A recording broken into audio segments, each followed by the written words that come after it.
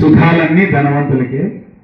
ధనవంతులకు అసలు కష్టాలు ఏమీ ఉండవు, వాళ్ళకు దేవుడు బ్రహ్మాండంగా రాసింటాడు రాత అని మనం అనుకుంటాం. చరిత్రలో విధికి అందరూ ఒక్కటే. విధి రాత నుండి తప్పించుకోవడం ఎవరికీ సాధ్యం కాదు. విధి మహామహులను సైతము ముక్కు పట్టి తను చెప్పినట్టుగా తిప్పినటువంటి చరిత్రలు మనకు ఉదాహరణలుగా ఉన్నాయి. అటువంటి ఉదాహరణనే ఈ పాటగా తీసుకోవడం జరిగింది. మరి నేను రాజునను వీరాది వీరునను మనం గర్వపడకూడదు. ఎటువంటి వారైనా సరే ఆ విర్రవీగడం అనేది వెర్రితనము.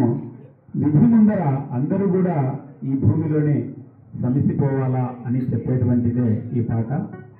మరి హరిశ్చంద్ర చక్రవర్తి ఎంత గొప్పవాడో మనందరికీ తెలుసు. మరి అటువంటి ఆయన చివరకు శ్మశుడు అనే పేరుతో కాటికాపరిగా బ్రతకాల్సి వచ్చింది. మరి చిటిక వేస్తే వందల మంది వంది మాగదుల చేత సేవలు చేయించుకున్నటువంటి హరిశ్చంద్రుని భార్య చంద్రమతి మరి ఒంటరిగా ఒక ఇంట్లో పని మనిషిగా చేరి తన బిడ్డను పెంచి పోషించవలసి వచ్చింది. అటువంటిదే విధి యొక్క విలాసము. మహామహులు 1000 సంవత్సరాలు పరిపాలించినటువంటి భట్టి విక్రమార్కుడు కూడా చివరకు ఒక శాలివాహనుని చేతిలో, సాధారణమైనటువంటి వీరుని చేతిలో కాలవశాత్తు మరణించవలసి వచ్చింది. అలాంటిదే రాముని చరిత్రం కూడా. తెల్లవారితే చక్రవర్తి అట్లాంటి ఆయన భార్య తమ్ముడితో కలిసి వనాలకు వెళ్ళవలసి వచ్చింది. మరి ఈనాటికి మనము ఆదర్శ దంపతులుగా శ్రీరామచంద్రుని కీర్తిస్తున్నాం. ఎన్నో పెళ్లిళ్లలో ప్రతి చోట రాముడు లేని గుడి లేదు అని మనం చెప్పుకుంటాం. మరి అలాంటి మహామహులు సైతము అడవుల పాలయ్యారు, పరనిందల పాలయ్యారు. అలాంటి చరిత్ర. అంతేకాకుండా మహాభారతంలో తీసుకుంటే మరి పంచ పాండవులు ఎలాంటి వారయ్యా అంటే శత్రువులను విరిచేటువంటి వారు.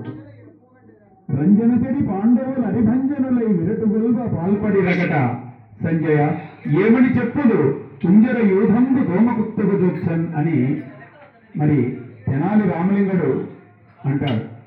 ఏనుగుల గుంపు దోమల గొంతులోకి ప్రవేశించినట్లుంది. అంత గొప్ప వీరులైనటువంటి పాండవులు, ప్రపంచాన్ని జయించగలిగినటువంటి పాండవులు తమ యొక్క వైభవాన్ని కోల్పోయి మారుమూల చిన్న గ్రామమైనటువంటి విరాటరాజు దగ్గర మరి కంకుపట్టు, వలలుడు, దామగ్రంథి, సైరంధ్రి ఇలా రకరకాల పేర్లతో వాళ్ళు అనామకులుగా జీవించాల్సి వచ్చింది.